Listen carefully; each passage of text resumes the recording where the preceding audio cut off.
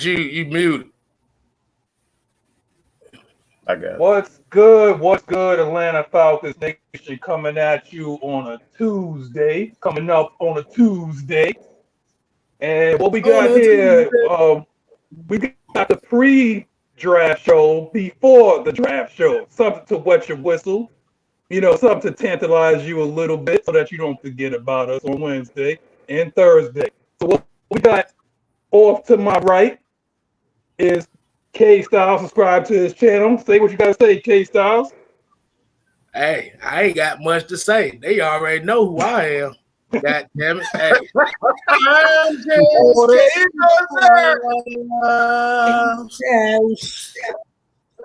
Yes, sir.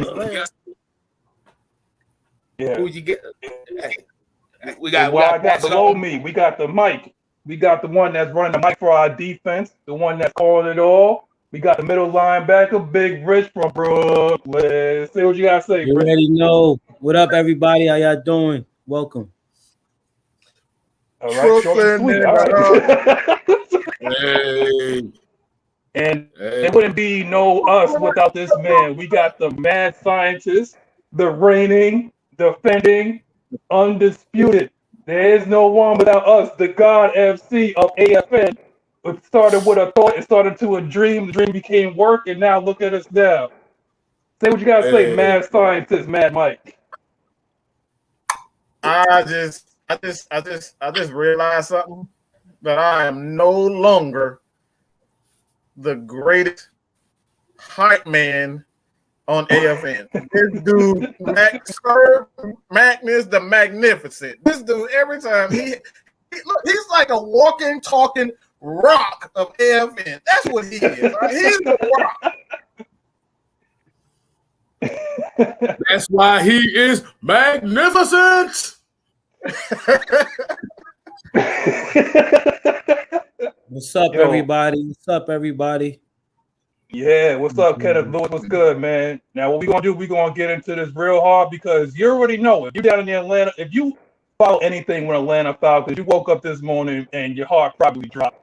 You got that little knot in your throat because you heard a lot of this BS going around of our first subject here. Thoughts and rumors of the Julio Jones trade. When I woke up this morning and I saw this, I thought I had to wake up and go back to sleep. So I thought it was on some mess because this is like the second year in a row that they was talking about, getting this man out of town. And we already talked about we need to do right by our receivers, do right by our guys that Hall of Fame bound, that put their blood, sweat, and tears into this team. And this is what we do? Okay. My thought is, I think, again, this is a possible smoke screen, but again, we don't even know what, Terry Fontenot, Arthur Smith is trying to do because this is a new regime. So particularly I've heard rumors of him going to, the Ravens, and honestly, I'm not trading Julio Jones for just a BS draft pick. I'm sorry. I can't do that. I need a little bit more than that, okay? I need at least somebody. I need defensive playmakers. We gave up historically bad in terms of yards and points last year. We couldn't close out games. So I'm picking up the phone. Hello? Yeah, okay, Marlon Humphrey. If you ain't saying Marlon Humphrey, then I'm hanging up the phone. Plain and simple. I ain't trying to hear nothing else like after that. What you got, Kito? Hey, I'm about to say, man, hey, before I get to what I got to get, we got to get to this $4.99 super chat here, man. Already? Already. You see this, man? Kevin H. came in. He said, Nathan Peterman is better than Michael Vick. Psych! He's a nice He's trolling. Hey, we appreciate the phone. And also, man, how you not going to address the fact that you are the birthday boy today? Hey,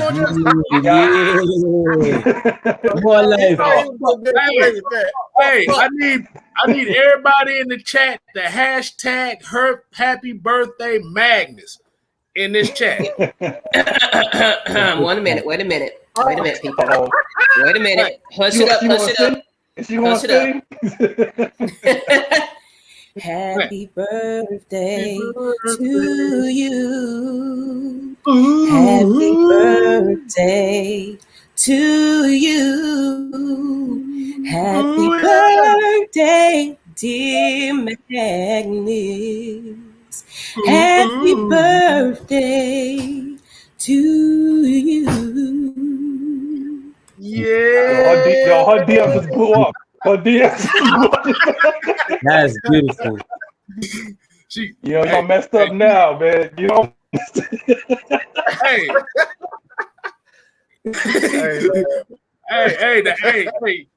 Hey, Aston said I'm a fool with the ad-lib. Hey, you gotta have fun with it too. I mean, Miss Maggie is the singer of the group. We don't sing. She came up like Marilyn Monroe. You don't come up like sound like Marilyn Monroe. Now watch them DMs blow up now.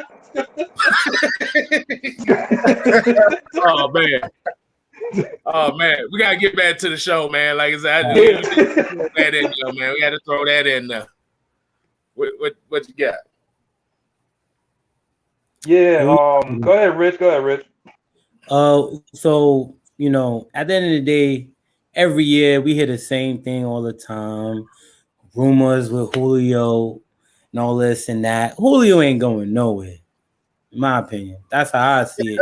Unless we get something real good. If it sounds good, we always gonna get calls every year. We get calls every year. We got no choice but to listen. You know what I'm saying? If it sounds good, we'll talk about it. Mainly if Kyle Pitts is somebody is gonna be there at 4, possibly, and we know we're gonna get him, might consider it. But realistically, we all know Julio retiring a Falcon, man. Even Arthur said it. Arthur Blank said it. Julio want to stay here. Like, it's no need to entertain the BS, man. We go through this every year. It's all smoke screen. I don't even care about it, honestly, but that's all I got to say. He's starting now, man. I hope about this that word. Hey. No. He paying though. He paying. Let him keep paying on me. Hold on, I'm about to block this bitch. I'm about to block this. No, hey, don't block him. He paying. He paying. Let him. No, he paying. No, I'm gonna block his ass. I'm gonna show you that thing. All right, I'm gonna block it. I'm gonna show you it. No, I'm gonna block it. Get the rebound like Dennis Rodman, and I'm gonna show you it. All right, hold on. It ain't gonna be that easy. Okay, can't be that easy. I gotta give it to Kimbe. They got the Kimbe. Get my. No. No. All right. Now we're gonna rebound this more like Dennis Rodman. We're gonna Dennis Rodman this thing. Fields at 4. Look.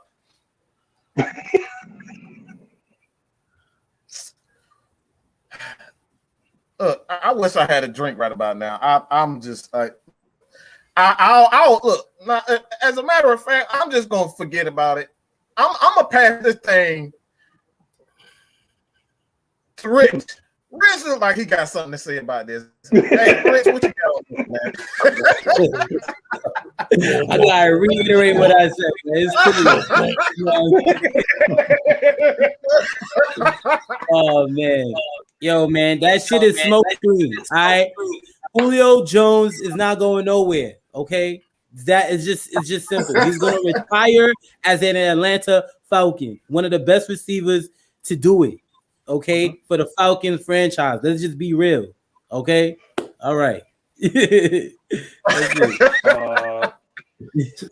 thank you for the $9.99. All right, we're gonna thank. I mean, you want to pay $15. You know, like you want to pay over $15 to annoy.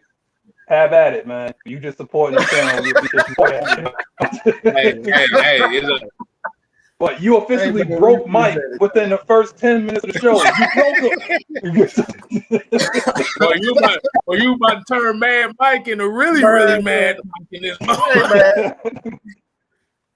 Look, I already said it. If the Falcons end up getting Justin Fields, which I just don't think regarding the money, Financially, it just doesn't make sense. We keep talking about this. We can't trade Julio Jones because of financials. I mean, how many times do we got to keep saying this? It's financial. Everything is financial. And you saw that Ian Rappaport pretty much said that it's dang impossible. The Falcons can't do anything with that money. All right. So at this point, man, quarterback-wise, we see what happened to Joe Love, not even a year removed from the draft, not even a year, and they're already shopping him after yours truly, Aaron Rodgers had one of the best years in quarterback in his history as a quarterback. So that's that right there. I always say this, man. You never want to get rid of a quarterback in his prime. You never want to get rid of a quarterback until he starts showing signs of decline. Matt Ryan hasn't shown any of that. You're still putting up 4,500 yards, third in the league in passing yards total. The Falcons still one of the best passing teams in the NFL. So, man, if it were to get Justin Fields, you know what I'm saying? We're still going to be here. We're going to break down film. We're going to show you guys how to get the best out of Justin Fields. But I personally just don't believe the Falcons are going to go that way. But let's get on to this other. Oh, that man threw another one in there, didn't he? He threw another one in there. We got to highlight it. He got, hold on, wait a minute. He came with the 499. Julio to the buck, yo. Oh, man. Don't put that in it. Nah, bro. I mean, just got that. Everybody got now. Hey, don't spend all your stimmy on us now. Come on now, bro. Like, you're broke. Yo, you broke Mad Mike in 10 minutes, man. Like, hey, man. Your boy done dropped $16 already. The shit out of me. That's what he did. Hey, they talking about kick his ass out. yo. Like you said, he paying to do it, so we can't do it. Yo, I love it, man. I want to see where this is going, man. I just keep him around. I want to see where this is going. I'm gonna let him keep going. Let him keep going. Next thing you know, he's gonna bring Julio to the Saints. That's gonna be his thing. If he do that, this is gonna be the shortest show ever. Oh man, that's it. We're gonna have to pull up. What you talking some mess like that? Oh, so, wow. Second subject. Of course, I'm sure a lot of the nation has been seeing that Kyle Pitts has been talking. And he's been talking about Kyle Pitts is expecting all QBs with the top 4 picks. So I guess Kyle Pitts is playing quarterback for us because I got him going for.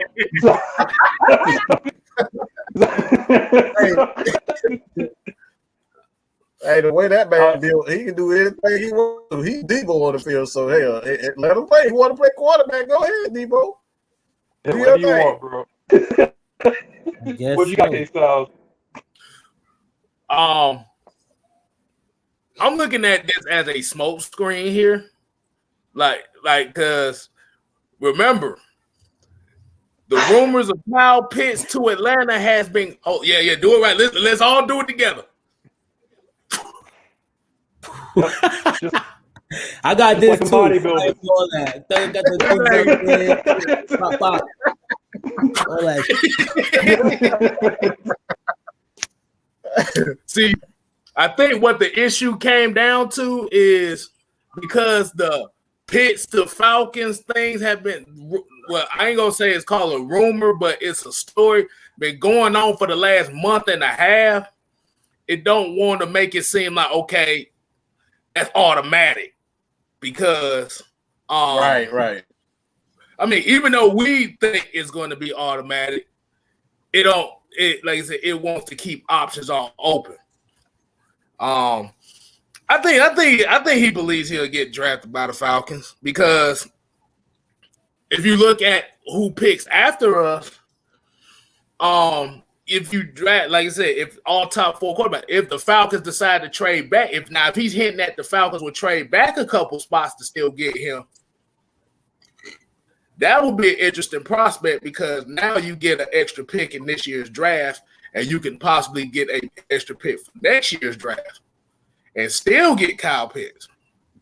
Because if you look at the teams that's after us, like I said, the Cincinnati, the Eagles, Giants, Cowboys, and all that stuff like that, it might, like I say, Kyle Pitts might not be in that radar. I know Jerry Jones talking about he wants Kyle Pitts at all costs. Like I said, I tell Jerry Jones here, and Kstlyz will tell you, Jerry Jones, if you want Kyle Pitts, you better give up that mortgage. I'll be damned. I want your house. I want your daddy house. I want your auntie. I don't think he's going past that. 5 years ago, I want everybody's house. That's the thing. He's not. Exactly. So if other teams want Kyle Pitts, and like I said, Miami's in there too. If other teams want Kyle Pitts, and you want him at 4, you better give up. You better give some shit up, but we don't like that. At number 4, he is the best value, and he knows he's the best value at 4. Because the level between Kyle Pitts and the next tight end is a big drop off from top 5 at Kyle Pitts, and then you're looking at the next tight end, it might be mid-second round, maybe 3rd round. So you're going to get the best value. So he know he's playing the game right now. Without question.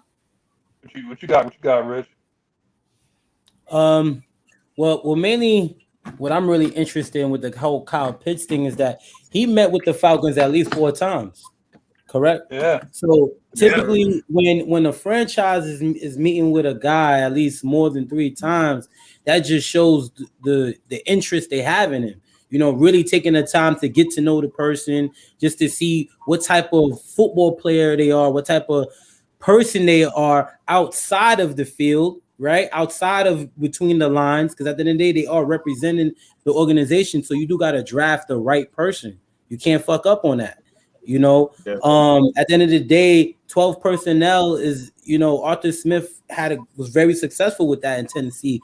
So seeing that with him and Hayden Hurst would be very, very interesting. And it would be something where we know we need an immediate impact on our offense, primarily the red zone. We know that we always struggled in the red zone, right? We always know that we couldn't score. Now, Kyle Pitts, if we're supposed to take him, that's a big target. That's a big target in the red zone. Who you really gonna defend? You know what I'm saying? And his blocking is he's gonna surprise people with his blocking. I know that. Mainly being an underdog, people keep telling him can't really block as much, but we'll see about that when that happens. You know, but more time, that's all I gotta say on that.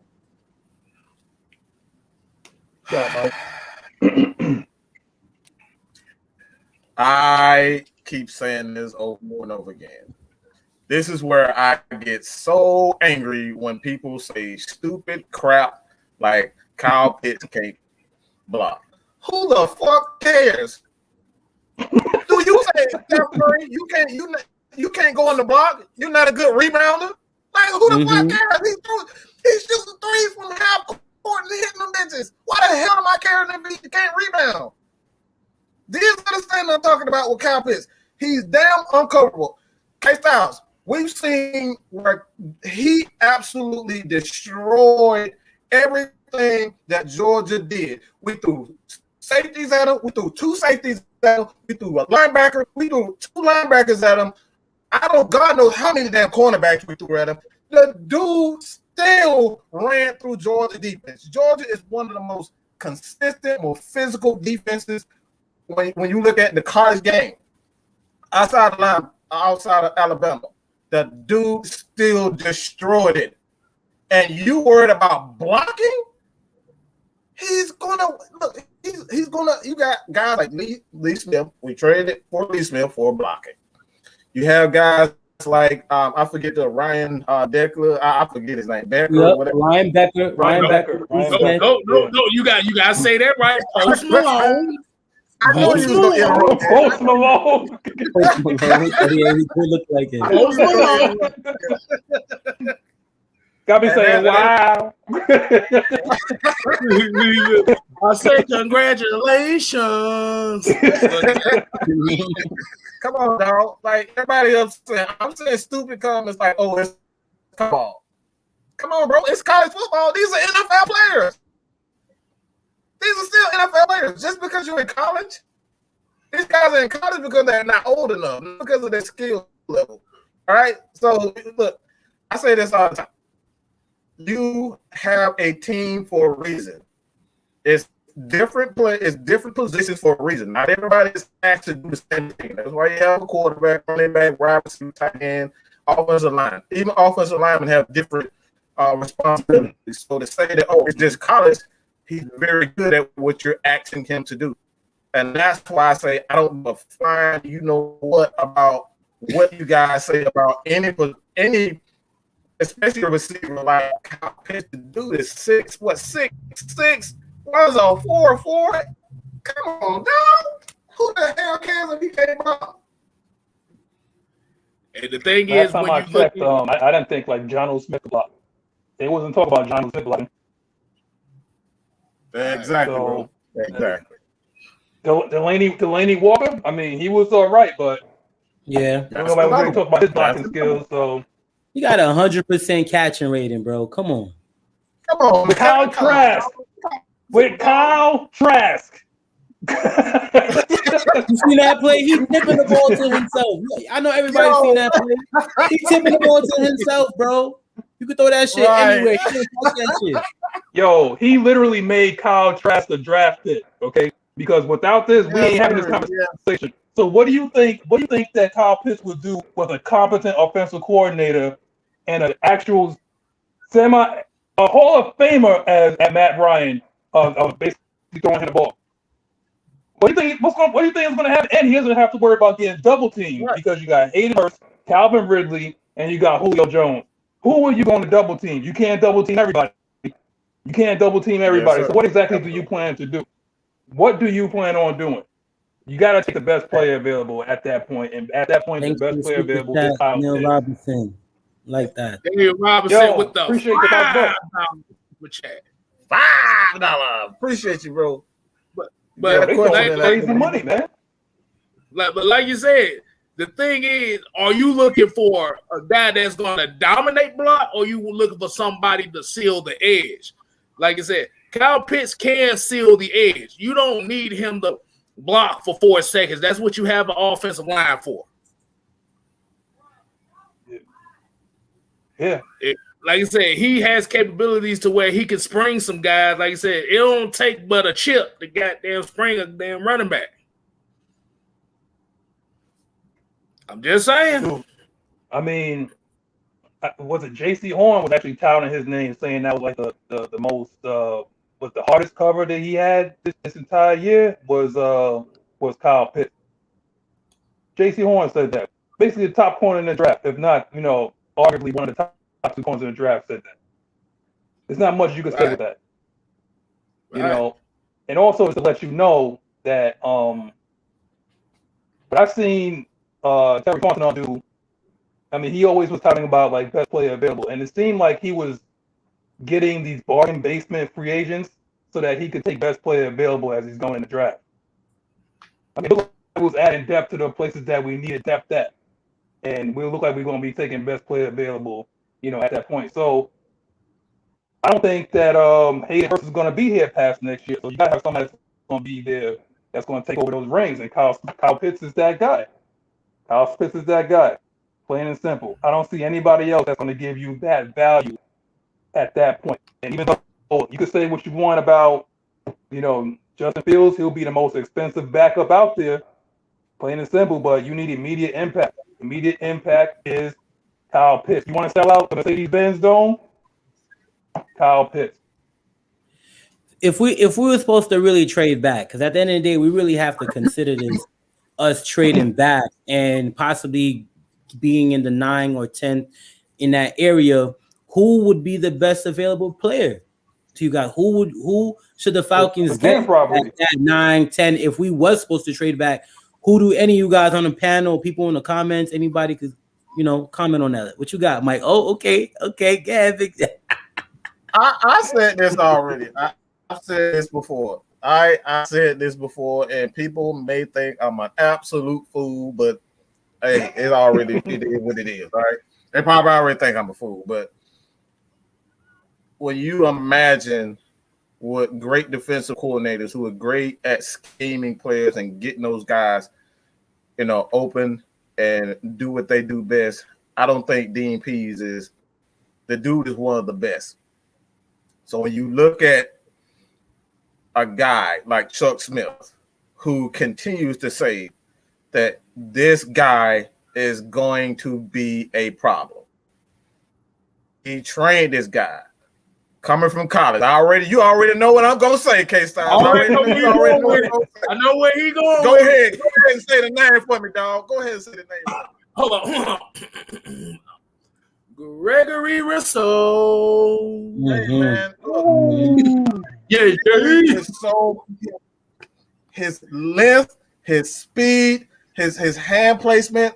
When you go to the school of Chuck Smith, all right, you're going to learn how to rush the passer. Look what he did with Leonard Floyd. Leonard Floyd, all right, completely changed. He completely changed his game. The dude ended up getting double-digit sacks. Granted, it was with, all right, Aaron Donald. But this is the thing. Leonard Floyd, even with Chicago, he was still putting up 6-7 sacks. But he took him to the next level.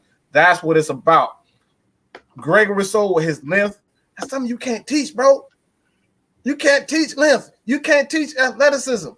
But once he learns how to be a pass rusher and use his hands, there's nothing you could do as an offensive lineman to get this guy to slow him down on what one-on-one, because he's going to get one-on-ones if Grady Jarrett is beside him. He's going to get one-on-ones with Grady Jarrett beside him. So that in itself, with a Dean Pease who's going to muster up some blitzing packages on the opposite side, to have Grady Jarrett and Gregory Rousseau on one side, man, that right there is absolutely insane. So I have Rousseau, a guy, I'm taking a chance of him at scoring, the 10 range. You said 10 range, right, Rich? Yeah, around that area. Yeah. Yo, you know what's crazy though? Like, I think what is I think people have his stock falling because of the fact that he opted out this year, right? Yes, sir. And I think the whole idea is like Jalen Phillips, being the fact that he played, his stock is rising. And for the fact that you didn't see a lot of Gregory Rousseau this year, his stock is falling. Hey, I'll put it like this. That's going to happen a lot in this draft. And I think that's why a lot of these so-called experts don't know what's going to happen, because you're going to go on 2019 tape. And you don't know if that's going to translate, into the NFL. You're going to have to go on maybe like his sophomore year or freshman year, depending on when these guys are coming out. But you have to go for the highest ceiling. I'm sorry, Flo. I think Quiddy Pay is going to be gone. But Gregory Rousseau, if he happens to fall, because there's two people that I'm actually interested in, is going to be part of our next topic. And Gregory Rousseau, if he happens to fall and we trade back, right? I would say Gregory Rousseau, and I would actually take a flyer on this. You guys can crucify me if you want. Caleb Farley. Just for the fact of like the upside. Because his stock is falling, and he will probably fall to day 2. Because they really scared of that back injury or whatever. But if you could scheme him the right way, I think that, you can get a possible steal with Caleb Farley. What you think, Rich? Caleb Farley. Well, I feel like it's a lot of smoke going on with Caleb Farley with his back injury right now, saying that, but at the end of the day, when you put on this kid film, he has great IQ. When he talking about playing the zone and actually playing the ball, most people don't understand. You got to find the ball. You got to attack the ball as a defensive player, mainly as a defensive back, period. So he has a great IQ as in hawking the ball and actually finishing. So now, once you catch interceptions as a defensive player, the next mindset is score. So he shows you that ability when he has the ball in his hands. He's a playmaker and he could do something with that ball. You know, I honestly want Caleb Farley to slip back. I want people to not pick him. I wouldn't mind taking him if he's there, because but as long as he's healthy, you know, the staff make sure that he's good to go and you work him out and he's fine, then why not take a guy like him? You know, and just to touch back on what Mike was saying earlier about Chuck Smith, shout out to Chuck Smith, man. Great dude, great show. You know, I remember him talking about it. Chuck Smith was saying how he told the Falcons to draft a certain amount of guys that's dogs right now, like Geno Atkins. Yeah. You know, I remember him saying that, you know, and that's something that we do need, you know, pertaining to that area. And I do like that, Mike. I'm gonna run with that. I'm gonna run with Russo. You know what I mean? But go ahead. That's all I want to say. Good. Hey man, y'all about to get that, man. I told you this dude is we call Rich Dallas for a reason, man. He got knowledge for days, bro. Bro. Exactly. And he's the Mike linebacker, so you know if you mess with him, he's Mike and Will, man. I did it all, man. Mike and Will linebacker, man. Oh, we got another one. Hold up. We got some more money coming in. He came with the Jerry $5. What it do? $5. He said, what it do for the $5? If we can afford 9 draft picks, should we trade back for more picks? If we can afford 9 draft picks, should we trade back for more picks? See, here's the issue. Here's the issue here. Now, people are talking about the Julio thing and how it will create more cap space as far as the draft and stuff like that. We have to also remember, I want to give a shout out. I'm trying, Mike, I want to make sure I get this right. I don't know if it was Matt Curley that said this, but you still have restructures in your back pocket to create that space. Right. Yeah, that was Matt Curley. Mm-hmm. Which is well. Let me get this right. He said Grady Jarrett. Yeah. You can extend Grady Jarrett. It was Grady Jarrett, and I believe. Don't quote me. It may have been Julio Jones, but extending Grady Jarrett, and if I can find a tweet, but it was extend Grady Jarrett for sure, that you still can create some money. And at this point, it's like, you know, Grady Jarrett, Julio Jones, those guys are obviously the two left that has it. They're happy with it. The great thing about it is that these guys are still young. Grady Jarrett was 27, 28 years old.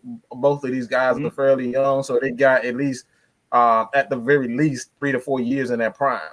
So you're going to get good years, barring injury. So I think this is a no-brainer at this point. Like, the only thing that we're worried about is making a foolish deal. And this is one of the reasons why I say, when you look at the money, always got to find look, man. The FBI, the police, all the narcs, all them follow the money trail, and it'll tell you everything that you need to know, bro. So follow the money, look at the salary cap, and it will tell you everything that you need to know. So with that being said, please check out Matt Curley on Twitter. Trust me, he gives you the number. He breaks it down so you guys will not be caught off guard and thinking, oh, we can trade Julio, we can trade Matt. Like, bro, it's all about the money, bro. Yeah, we talking to you, Peter King, spreading that BS and whatnot, man. I'll name drop. We talking about you, Peter King. You know, it must have been a real slow day. These guys are just sitting there, can't wait till Thursday. They just sitting there typing anything just to get to Thursday, man. Man, it's gonna be a movie, man. I'm typing anything just to get to Thursday, man. What we got for the? What you got, King? My bad, man. Okay, so I was gonna say second day. Like what Mike said basically about Gregory Rousseau, I don't think you would have to pick Gregory Rousseau that high. I mean, like you said, it's just one of those cases where if you would have traded back with, like I said, a Chicago or Washington at 19, you could still get Gregory Rousseau in that range. Now, second day, I look at like Caleb Ferry. Caleb Ferry would definitely be a good chance to take at that at round 2, but Mike knows that the one guy that I look at, well, actually, there's 2 guys in the second round that I look at, and that's Javon Holland and Boogie Basham. Those are the 2 guys that I look at in that second round. It's just one of those cases that who's going to be best available. Because I look at Javon Holland, I look at him. Like I said, he's not the biggest. He's not the biggest safety as far as size wise, because he's about 196 pounds, but he's 6'1". So he knows how to high point, and I think he's one of the best man coverage safeties. He can play zone, but he's definitely one of the best man coverage safeties in this draft. It's like I said, but it's all depending on how you view him based on him being in the Pac-12. Because as we all know, the Pac-12 defense and shit ain't shit. Let's be real. But hold on, go ahead, Mike. I think this is really worth interrupting just a bit, because there's something that I didn't know. When you look at the dead cap hit for Julio Jones, the Falcons wanted to trade Julio Jones. It would be a $7 million cap hit. But the thing is, again, when we talk about money, extending players, the money for the future, it's $15 million in 2022 if we decided to trade Julio. All right, so that's $15 million gone, plus the 30 million for Matt Ryan. So right off the bat, that's almost a half of $100 million, about $50 million off just for those 2 players. But this is the kicker.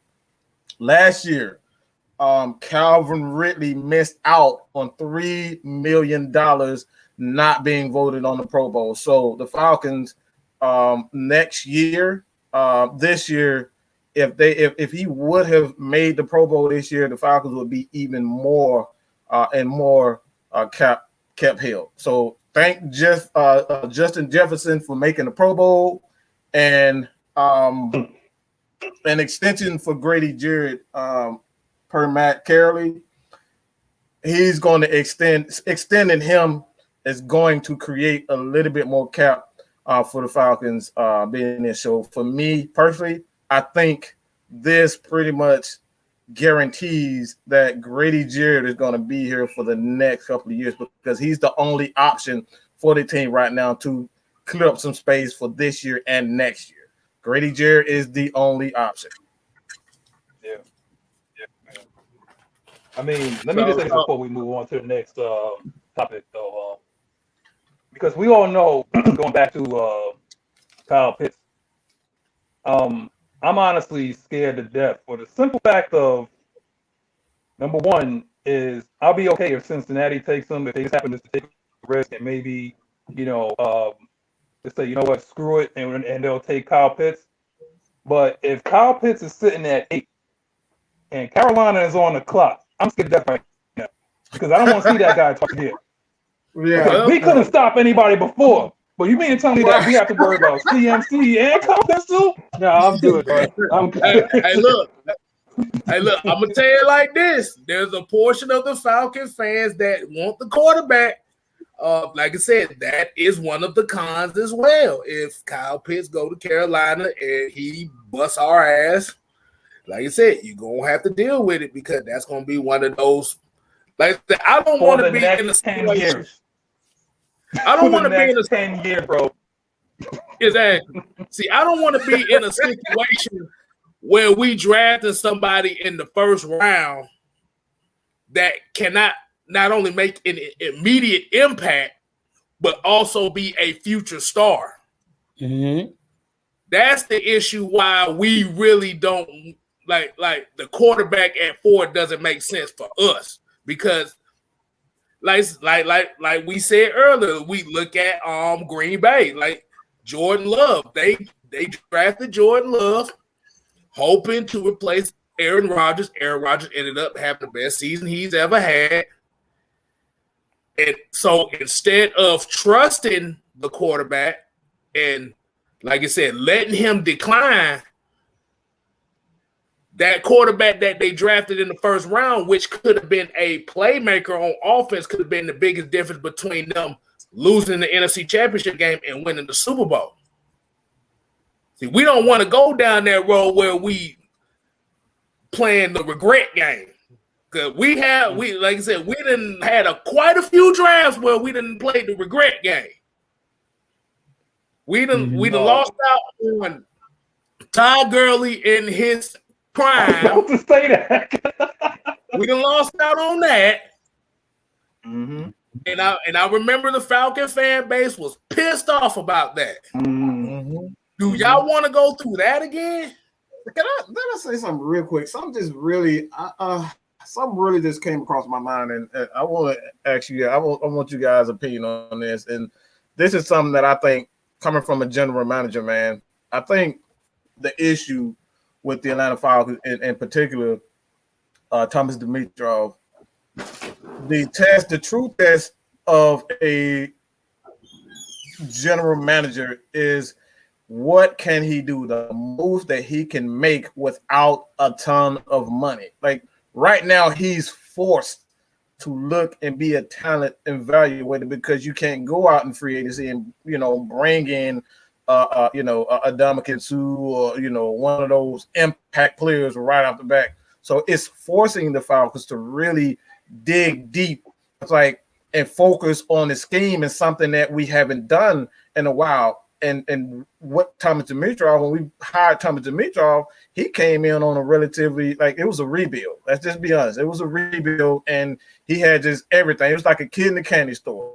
I want this, I want that, I want this, I want that, I want that's how he is now. Mm-hmm. Now we have Terry Fontenot. Do you think he's in the position where he's licking his chops and saying, all right, this is where I'm going to shine? All right, because again, we all know that it's easy for a general manager to go out and get all these different guys when you have a ton of assets. Do you think that's what he's thinking right now? I think so. I think so. I truly believe that. When you watch these interviews, we just have to listen, Atlanta Falcons fans, right? He says it, and he says that during free agency, that's when you best attack needs and you get guys. Totally, so far what he did, we added 11 guys off of free agency. 6 defensive guys, 5 offensive guys, right? So now addressing to your question, I would like it for us. It makes sense for us to get a load of picks and, rebulk this roster. They said it so many times. This roster is going to be completely different, and we still have to add on to that. Now, I feel like we would win in this draft if we get a quarterback later at some point, like Kellen Mond from Texas A&M. I'm really heavy on this kid, big time. If we're supposed to get him in the later rounds, so far, what we have not added a quarterback to our roster. The only quarterback on our roster right now is Matt Ryan, Matty Ice. So we know we're going to draft that quarterback. The question is, what round? You get what I'm saying? What round we're going to draft the quarterback? Is it going to be the first? Is it going to be the second? Is it going to be, you know what I'm saying? That's the shit we don't know. But while you have those other Falcons fans, we gotta show love to I'm gonna show love to the Falcons fans that want the quarterback for a little bit. You know what I'm saying? Just show them a little something. At the end of the day, we all wearing the same shit. You know what I mean? Yeah, Yo, Rich, man. Rich, you want to be that guy, okay? You want to be that guy? Look, I already turned heel. I already turned heel right now, man. I'm not going to Go ahead, bro. Do your thing. I sit there and I deal with this stuff on Twitter. I mean, everybody that follows Atlanta Falcons Nation, we all follow each other, and we get the stuff on Twitter too. We talk amongst each other. We talk amongst the fans, and honestly, I don't think that they know that there's more than 4 quarterbacks in this draft. You got to understand, there's a little bit more than just 4. But see, his idea is that you have to listen to us, okay? You have to listen to the people that actually do the research and not just ESPN. It just gives you the first 4 or even the first 10 or 15, depending on the depth of the draft. They'll give you the ones that actually want to sell you ratings. We're going to give you depth of what's going to improve our team. Okay, you may or may not like it, but we do basically hard work so that this is how we feel that this team could be built for the next, for the next regime. Are we saying that we don't want a quarterback? No, we're not saying that at all. But what we're saying is that we don't think at 4 we can invest that kind of money, because just like what Mad Mike did, he gave y'all a math lesson, and I hope you guys are paying attention. He gave you a math lesson, because this ain't Madden. You can't just turn the cap off and just do whatever the hell that you want. Okay. Right. What happens is that you're going to have a lot of dead cap money, and you won't be able to do nothing next year. So it's like, okay, so you rather get some guy now and not do anything next year, and then you guys still want to complain about it next year. So this is what we believe. BPA fits that 4, and then we can also get Kellen Mond, or there's another guy like Davis Mills, somebody they could groom for the next 2 to 3 years, for the next regime. But we can move on to the next. Before I lose my damn mind right now. Hey, I'm about to say, look, I'm about to say, before we get to this, I'm gonna say it like this: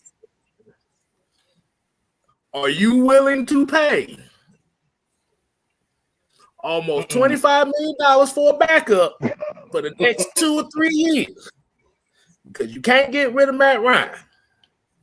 Like I said, Kellen Mond, Jamie Newman gives you the Justin Fields skill set at less the cost.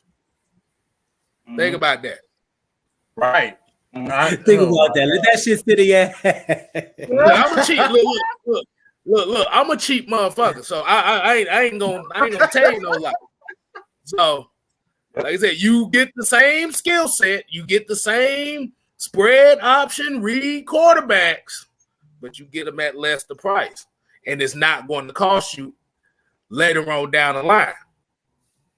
Because the thing is, if you do draft, and like I said, it's still a possibility they might do this, but if you draft a Justin Fields, you draft a Mac Jones or Trey Lance, remember, you cannot get, like I said, you're not going to get out of that Matt Ryan contract without paying some money. Let's just keep it real on that one. You're going to pay regardless if you trade him.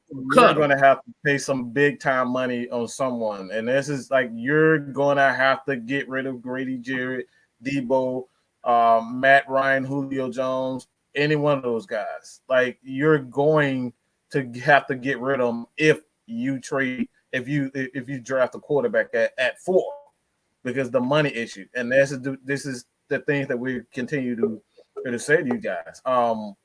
Like I'm not willing to get rid of a guy just so I can say I want to build this team the correct way. So when that's my entire, I don't want to sit up here and have to, bargain bargain shop for 2-3 years because we want to draft a quarterback that may not even, pan out. If he doesn't pan out, it's even more of a financial issue, because now you built the whole team around Justin Fields, and Justin Fields is not just Justin Fields. It could be anybody, Trey Lance, anybody, Mac Jones, any of those guys. You know what I'm saying? You built the team around these guys, and guess what? They didn't pan out. So now you're looking like Miami. You got to shift out all these guys to get rid of this player. They just traded Eric Flowers, okay? Just traded Eric Flowers because now, guess what? They don't believe in Tua. This is what you're talking about right now. And we don't have a defense like Miami. So we can't just say, okay, we're going to retool this team. We're going to start over. We don't have that. We don't have that. We don't have that at all. So that's the issue, man. I want to do it the right way, the correct way. And not just because we're in our feelings about, Matt Ryan being here for 13 years. Right. Right. It just I'm about to say, just like Madden said earlier. Just like Madden said earlier, it's not a guarantee that Hayden Hurst and Julio Jones gonna be here in the next couple of years anyway. So why? So if you do get a Kyle Pitts, you set up a future playmaker for the Nets guy for the next 4 or 5 years. I mean, if anything, Julio and Matt might ride out together. Yeah, You know, because you never know. and then, like you said, and at the same time, who knows if Calvin Ridley's gonna be here neither? Because they might not want to pay that money if he, like I said, if he doesn't get better from what he did this year. So, Right. you want, like I said, and I kind of had a confrontation with somebody about this too, and I'm like, so if you are a quarterback, if you bring in a new quarterback at the risk of losing a couple weapons, now you done handicap that quarterback because of that. Especially if you're paying the quarterback the money that you would expect him to start the following season. I'm just gonna put it at that. I rather set the foundation than buy the building with no foundation. Because now you already setting the quarterback up to fail. See, this is what we like, though. I mean, you know, I'm gonna let the nation know. We wasn't gonna really talk about the first round today. We really wasn't.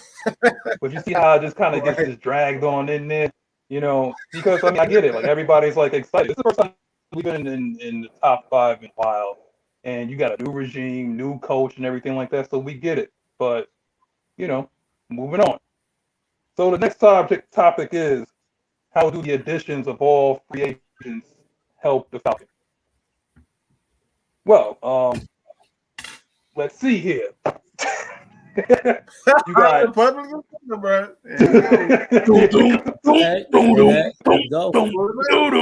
Get to it. Let's get to it. All right, so we got Lee Smith, Mike Davis. I'm just going to the notable ones, okay? I'm just going to go to the notable ones. They don't need to go into all the other ones we don't even know about. Cordarrelle Patterson, Deron Harmon, you got Markevious Mingo, Eric Harris, Jonathan Bullard, you know. I'm liking, I didn't see this Cordarrelle Patterson signing coming. Honestly, I did not see that coming at all, you know, and it seemed like we did see that. You saw it coming? Yes, because I've been doing a lot of film work on it, and that's the element that the Falcons have been missing. I've been saying it all year. The Falcons need a Tyreek Hill, Taylor Gabriel type of guy, because that's what made our offense so dangerous. They had no idea when Taylor Gabriel was going to come around and take an end to the house, you know, take a screen to the house. That's the element that we've been missing. So again, we always talk about the small, intricate details of football. You gotta pay attention to those types of guys. Yeah, we got that bargain basement right here, because we actually got somebody. See, you know, Atlanta Falcons, you ain't gotta go to the bathroom during kickoff anymore. Okay, you don't need to go into the bathroom no more. Okay. Yeah. You're gonna see something. You're gonna see something. Yeah, spectacular. you already know. Like before, we had Eric Weems back there. We had Eric Weems back there. You know, you already know that we was probably going to take it out on the 25. You know, we're going to take a knee, and we're going to take it out on the 25, and we're going to have an uphill battle. Yo, Patterson said, "I got the green light whenever. I'm running it out." Right. And honestly, Cordell Patterson is an athlete. You know, we know what he can also do with the ball in his hands, at him at running back or him at slide or receiver, even catching the screens. There's plenty of plays that we've seen throughout Cordell Patterson's career where he can make something out of nothing. You know what I'm saying? If he don't got nothing, he'll make something happen out of it. You know, just to address the question, you know, I can see that based off the free agents that we signed, that Arthur Smith and Dean Pease played a big factor in it, making sure that they're getting guys that's tough, that's smart, that's veteran players at that been on the field and can also coach up the younger guys. You know, leadership is really big, and we added some guys that won Super Bowls. You know, we got guys that won Super Bowl, so they know what it takes to win, and bring guys under their wing to show them the ropes. You know, so I'm really happy about that. Mike Davis is really going to play a big factor. You know, little night. He can run the ball really well. Those two tight ends, even that we added, those are going to be our blocking tight ends. We know that. You know, depth at the linebacker position. You know, we added that. That was good. Eric Harris, we know what he's going to bring. And one thing that was going to surprise everybody is Josh Andrews. You know, we'll see how Josh Andrews plays a factor during training camp. You know, at that left guard position. You know, we possibly might out draft the lineman as well. We'll see how that goes in the later rounds. Just to add on, I just want to say this one thing towards our linebacker core.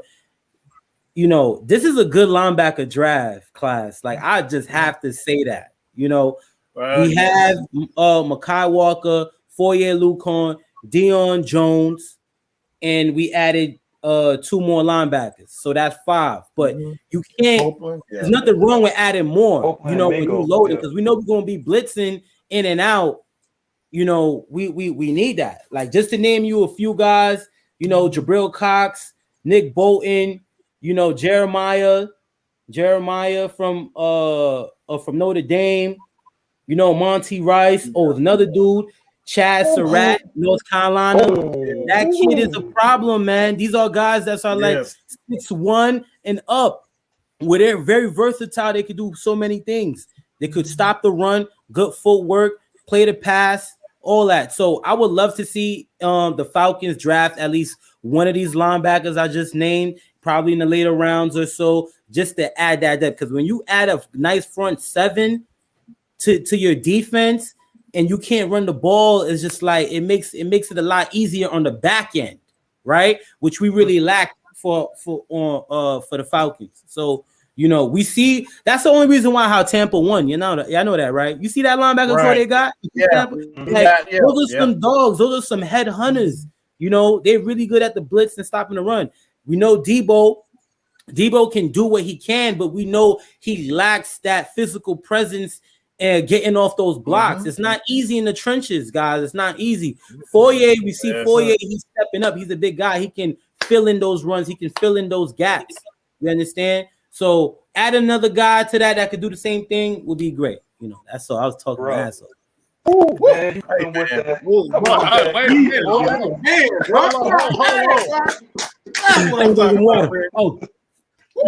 For Junior, man. But I told you, boy, if I had my church organ, it'd be like,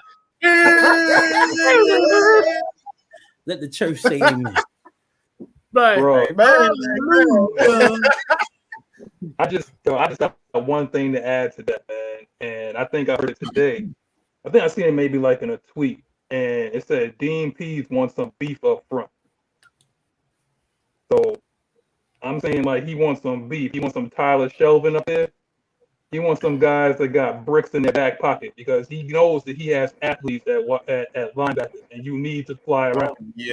To fly around, you need to have guys that's going to be able to suck up some blocks. Therefore, that multiple scheme, that means your defensive ends are going to have to be at least like 270, 260, 270, easy. You know, I'm actually, the more I hear about that, the more excited I'm getting because I already know if they get Tyler Shelvin, and I think we will be able to get him maybe like in the 3rd round. It seems like, you know, those tackles going to go around there, like 3rd or 4th round. You know, we gonna do some things this year, man, on the defensive end. Like, watch them fly around the ball. What you got, Kstlyz? Man. But I don't know how to come after Rich. Well, after Rich on him, he preached it, bro. He preached it. But got him on I found out a statistic to let you know about Cordero Patterson. Okay, I want y'all to write this down. All right, hey, I want y'all to write this down. Cordero Patterson had more return yards in the first 5 games than the Falcons had all season. Damn.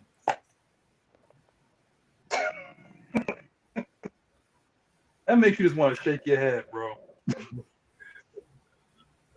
Like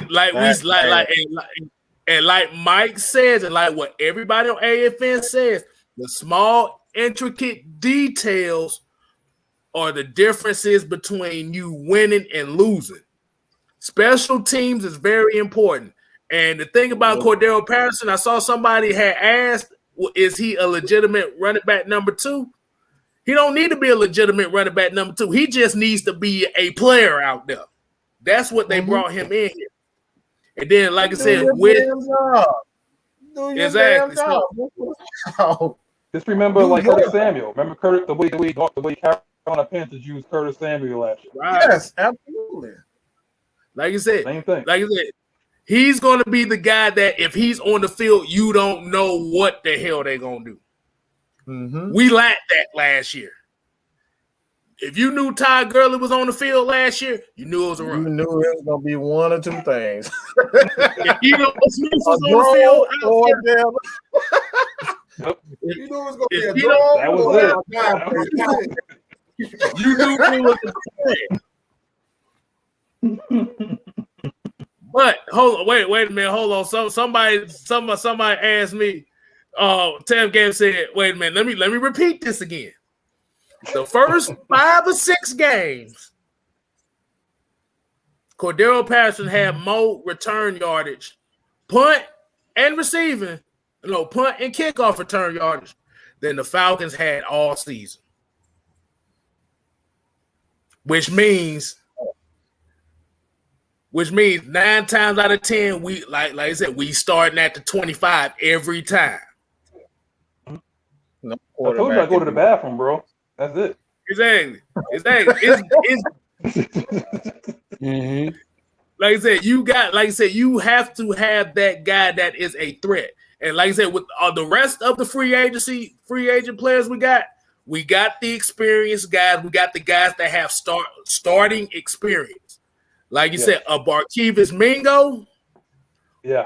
You know who's going to benefit off of Barkevious Mingo the most out of all the linebackers we got is Michael Walker, because this guy has been in the league a long time. He done seen it. He done seen everything. He done seen it from being that first round pick to to humbling himself to kind of being a role player, going through all the steps and stuff.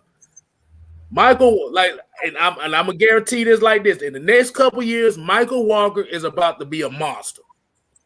Yeah, bro, I just made a video on that today. That's kid's a problem, man. One of the most. That dude is so physical and so athletic. Like he's gonna have some fun with Deion Jones and Michael Walker. Foye Oluokun is a man in the middle. All right, that dude is a man in the middle. And you have Deion and the thing that I love most about Deion, that he has the experience as a middle linebacker, but the way that he came off the edge last year, that dude looked like he belonged on the outside. He looked like he's been playing that position, that outside linebacker, blitzing technique for years. And he, like I said, he led the team and tied with the team and sacked with 4.5 sacks. So the Falcons are going to have the DBs is just going to have so much fun. And one guy that I think a lot of people just not paying any attention to, and I cannot reiterate this more than what I've already done. I've done a film breakdown and why. This is one thing I will give to. I blanked out his mind, but he's the defensive coordinator, Raheem Morris. He did a great job of using Isaiah Oliver to his strengths. He put him in the slot. He used him as a tackler, a blitzer, and the dude absolutely shined. You put him with a guy like Dean Pease, the dude is going to make plays. He's going to be a much better version of Brian Poole. And then there's two other things too that we ain't talking about. And I think this guy might turn out to be the best free agent we got this year, and that's Harmon. Yep. You know, first thing he said was he wanted to play for Dean Pease. Championship experience, starter experience at both safety spots, and he can hit. You know, I've noticed that a lot of people are saying that the coaches that we have is that free agents want to play with Arthur Smith and Dean Pease. Like they're flocking to Atlanta saying we want to play for you guys, you know. Exactly. And just to know that when you're playing on defense, I don't know if a lot of people here played, you know, play ball, whatever like that. But if you play on defense, the simpler your scheme is, the more fun you're going to be able to have out there, and the more plays you're going to be able to get. And if you thought AJ Terrell was basically going to extend last year, wait till what he happens this year. Mm-hmm. He showed some promise last year. I know I was a little upset too. Like when we took him, that was my bad. But the pressure that we're going to create, dude. Like first of all, like Eric Harris I think he hasn't played that many games. I mean, he's a veteran, but this guy has about 3 or 4 interception touchdowns. Oh yeah, when he gets it, he goes to the house. Mm-hmm. I was actually going to get to that. I know you would. About Eric Harris, a lot of people don't know he played linebacker too. Really? Oh my gosh. He played linebacker too. So if there's one of those, and like you said with Dean Pease and how he loved to create these matchups, don't be surprised if you see Eric Harris a little bit at that middle linebacker spot next to Dion. You have no idea that is going to happen. That dude is going to have so much fun. Yeah, he's a thumper. Yes. He could do something. And even in the interview with Harmon, where he was saying, he heard and spoke with other guys that played for Dean Pease of just even saying how much fun it is. At the end of the day, football is fun. You want to have fun at the end of the day. You want to have fun what you're doing, so you get the most out of your players when you're having fun what they're doing and doing things that they might have never done before. They want to maximize their abilities, and that's what you're going to see out of Dean Pease and out of defensive guys that we added on our team, and we all should be excited about that. So now with these 2 safeties and the safeties that we added, compared to the previous safeties that we had, those are 2 different guys. The play style is going to be completely different, and I'm excited for it, and I can't wait to see it. And so should the other Falcons fans, Falcons Nation should. So let's get it. Hold on, we gotta get to this one. Oh, 99. Oh my God! We forgot about him. Fabian Moreau, bro. And then, like I said, Ricardo King. We appreciate the 499. We forgot about Fabian Monroe. Oh my God! And there's one more player that we have on that defense actually there's 2 more that we ain't even talked about yet, and that's Jalen Hawkins and fucking John Kaminsky. We ain't talking about those 2. I love Kaminsky's motor, man. I that's one thing I could see that with Kaminsky. Like he do what he has to do on special teams, and he has a high motor and he has great effort. At the end of the day, I was a big Ray Lewis guy, so you can't cheat to effort. That's all on you right there. Effort, that's all it takes. Effort to run to the ball, and I see that every time when he plays. So I like that. Jalen Hawkins, he just got to work on the concussions, but he a hitter, and we good. Dude, going to what KSTYLZ said, if we was to get Javon Harlan, or let's just say Andre Cisco, you bring down Eric Harris in the box and play like a dime safety, and then all of a sudden you blitz Holland or bring him back into coverage or whatever. Like, what are you going to do with something like what that? What are you going to do? You have playmakers at every. Get into this. Like, don't forget this guy too, like Marlon Davis. Marlon Davidson, like I said, is Marlon Davidson, Michael Walker, Fabian Monroe. Jacob too. We ain't even, and like I said, Isaiah Oliver. Like I said, it's a lot of toys that can be manipulated here to really make something serious here.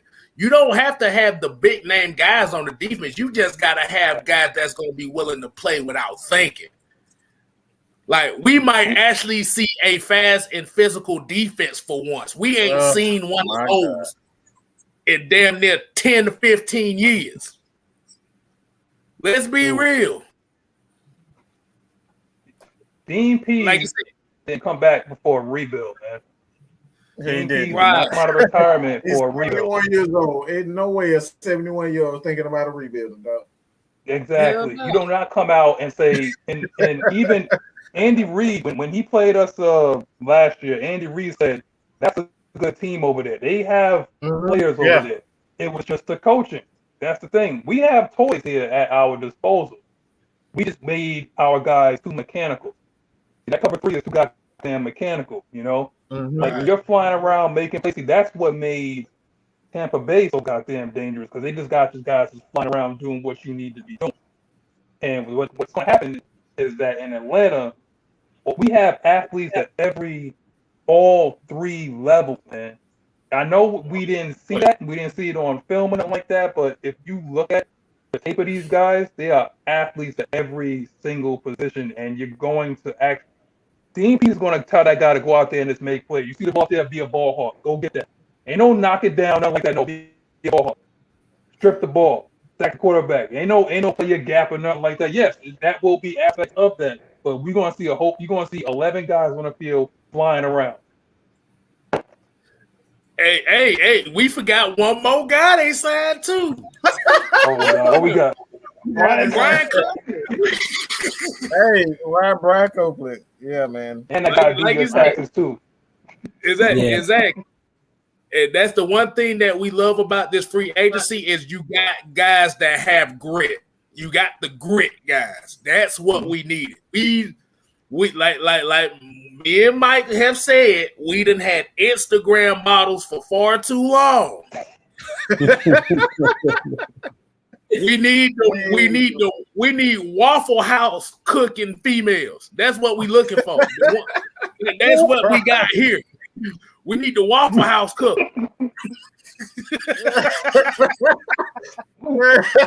Ugly. Ugly, man.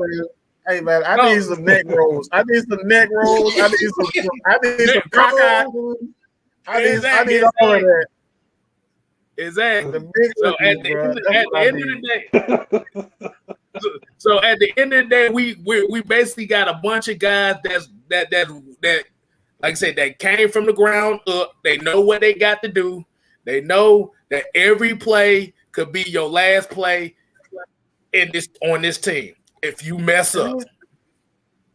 And that's exactly what made. If you look at the Saints, for example,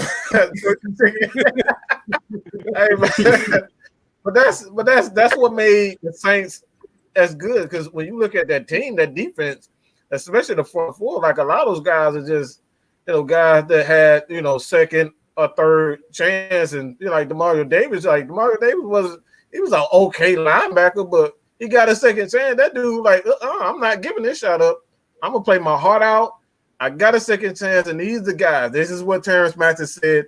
You guys check out the interview. He said we need guys. If he were the GM for the Atlanta Falcons, he would trade back into the second round. He would give away the first round, trade back into the second round, get all guys that are hungry, because most of those guys that are second round and below, those guys are hungry. They want to fight. They've been proven, like they've been told that, look, you're not a first round talent. You're not worthy being taken in the first round. So guess what? They have something to prove. Therefore, they're going to work a lot harder. That's what the Falcons need, man. I mean, look at the greatest linebacker, one of the greatest, if not the greatest linebacker in our franchise history, Jesse Tuggle. His son, Grady Jarrett. Those guys were great. Jesse Tuggle wasn't even drafted, dog. Dude wasn't even drafted. And guess what? Became one of the greatest linebackers in the history of the game. Jesse Tuggle, bro. Like, so that's what the Falcons need. We need hungry guys, bro. I'm tired of these damn Instagram models. The keto diet is not going to work with us. We need buffet. We need buffet eating motherfuckers. That's what we need. How y'all feel about this? Kendall Clark. This is one of my boys. Shout out to Kendall Clark. He said big thing the Falcons are missing is leadership. He a Giants fan too. And we played them, so we'll see that. But what y'all think about that? Hey, man, let me say this real quick, though. You know what? Yeah. One thing I'll say about the Giants, and I don't think a lot of people are giving this dude any credit. He's a much better quarterback than people really give. He get the right coaching system and get the right tools around him.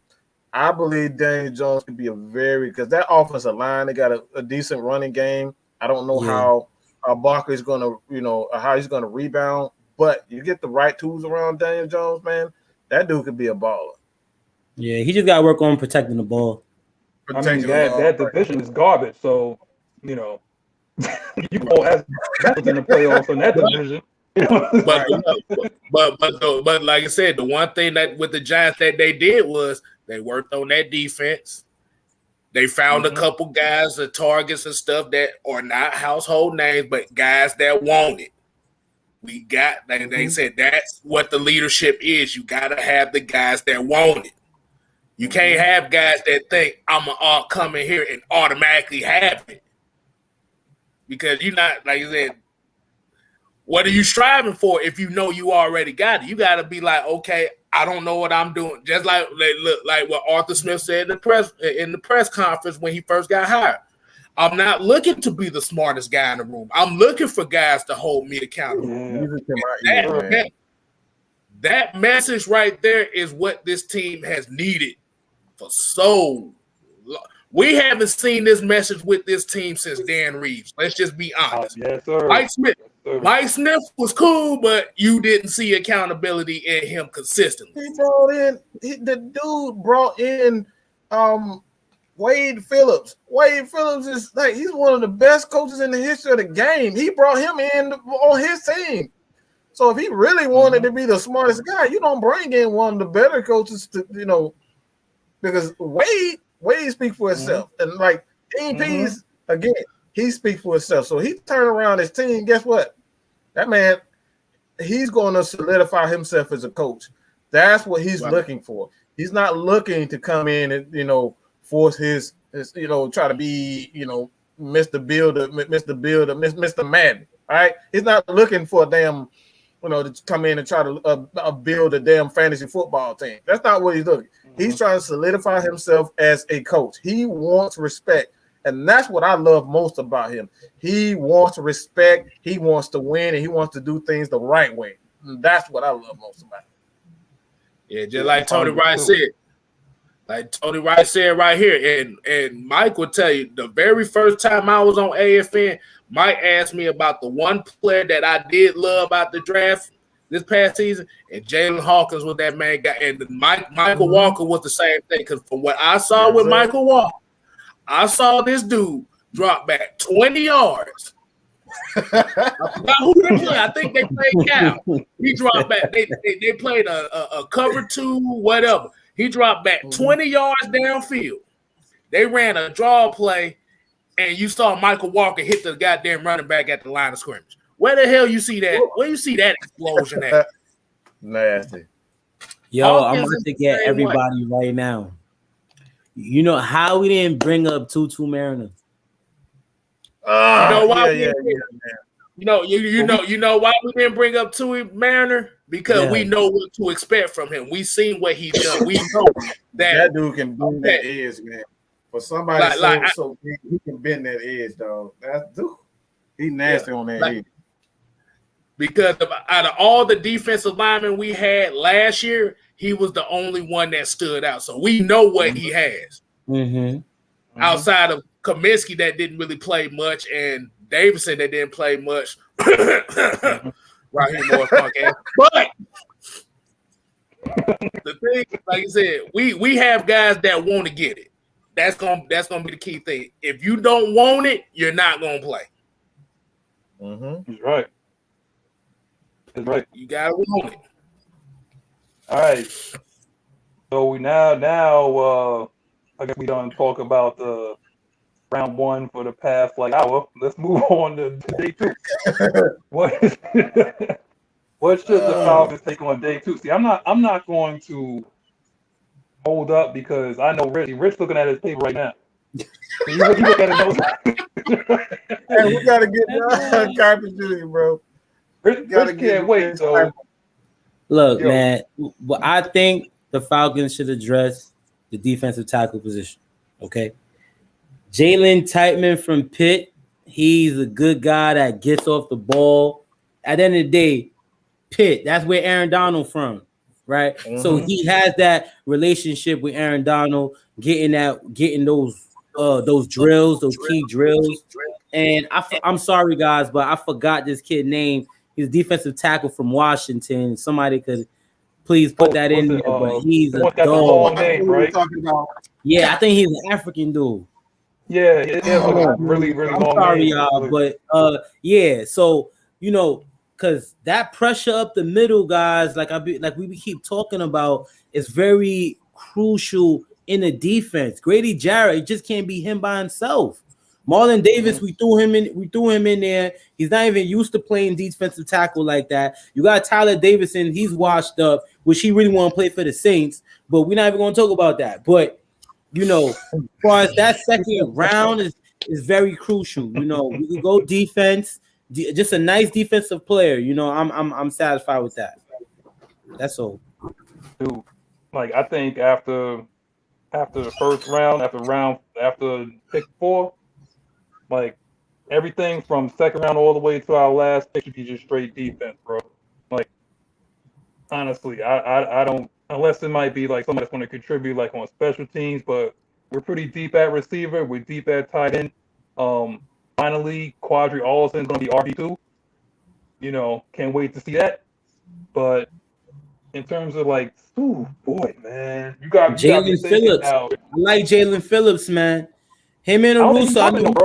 I don't think he dropped it. But the thing is, he possibly might get pushed back though. And Jalen Phillips, he really had a good pro day, man. If you really see how fluid he was moving through those bags and those hips, and even him that cone drill where they just spinning, just picking up the towel or something, he was moving smooth and he was moving fast. That's one dude. He got a great bend, Mike. I don't know if you've seen Jalen Phillips.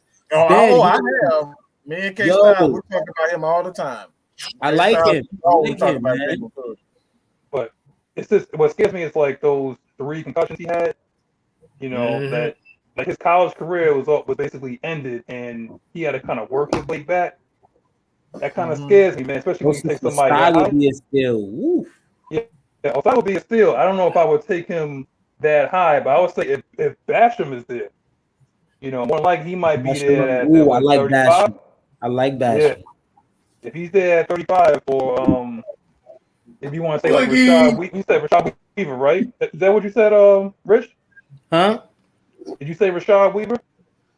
Nah, who that? Nah, I ain't mentioning him. Dude from Pitt. Jalen Tymon. Oh, okay. So yeah, 97. Yeah, I'll take Basham at I would say this: if this guy is actually there at 35, if Asante Samuel Jr. is there at 35, I'm running up to the podium. If he might be there at 35. He's gonna be available, bro. He's gonna be available. If Asante Samuel is there, I'm running to the podium to bring him home, man. That's my pick. Bro. Yeah, that's my pick. Samuel Jr. What you got? Ooh, second round. You said, like I said, like you said, one of my favorite players in this whole draft this year, and that's Boogie Basham. I love this game. Like you said, motor. This guy's a motor team, and like I said. The only thing is, and like I said, the one thing that he will bring as far as you're setting up another bookend, because we know Stephen Means probably ain't gonna be with this team next year. Right. We already know Fowler ain't gonna be with this team next year. But I kind of have a feeling, and like I said, I did a couple mock drafts and stuff like this, and this is a possibility. Would it be interesting if a Gregory Rousseau would have fell in the second round? I can see that. Well, I can see that, bro. How interesting would have happened if that was a possibility? Hey, that would be a perfect time to trade up. They right in prime position to receive calls and get more picks. With I think that's the perfect position if he were to fall. I think that'd be right there because they right in the fourth. Right. Yeah, the fourth. Yeah. I like that. I like that. Guys, I found his name from his name is Levy on Woozy. I don't know how to out say of that. Washington. He's 6'3", 288 pounds. That boy have a motor, boy. Like, yo. Leave Ozoriki. Yes. Defensive tackle. Watch his film, guys, after we get off this. Oh, I've seen it, bro. All right. But if you're talking about defensive, like I said, yeah, I seen them. And like I said, and everybody, and I'm glad we're talking about day 2 because for some reason people forget that there is 7 rounds in these drafts. People thinking that this first round is the only one that's here. Like, nah, motherfucker, we got 7 rounds worth of picks. I'm just saying. And most people are not going, and most people, and like I said, since it's they put the emphasis on these 4 quarterbacks being like the names of these drafts, we forget this draft has so much depth on defense, you can't go wrong nowhere. Unless you're Thomas Dimitroff and you pick bullshit, which we've seen. 4 tight ends and 2 wide receivers. Well, picking wide receivers at the second round pick with damn show we have to look at it from a standpoint too. We lost 8 games last year by 6 points or less. Talk about it. Which means the team is not bad right now. It's one play. It's one play on defense. Like I said, if you look at all the games, like you may say, okay, yeah, the red zone comes into effect and stuff like that too, but you also have to look at defensively, it could have been one play. I'm sick and tired of talking about the Suki Hana Amber Rose slut walk defense. That's what cost us about 6 games last year. But hey man. Hey man. Hey man. Hey, I'm gonna say this, man.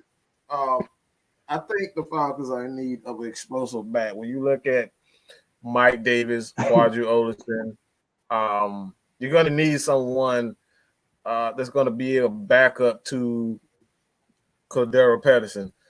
And a guy, it's 2 guys. I don't know if I'm gonna take him at 2, but this guy I definitely know I'm gonna take at 2 with the second pick, and that's Travis Etienne. When you look at Travis Etienne, you're gonna need, because I always preach variety. You don't want to have one style of back because the game plan might change.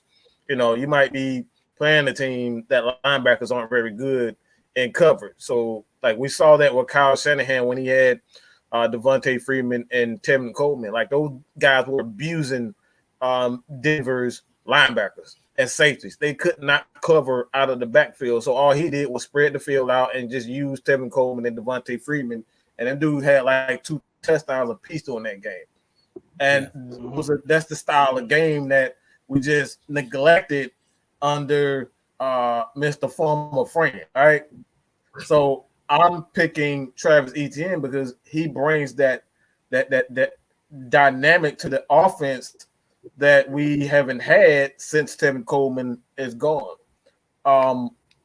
He's great when it comes down to patience and the outside zone running scheme. Again, you want variety with your running backs. You don't want just one style.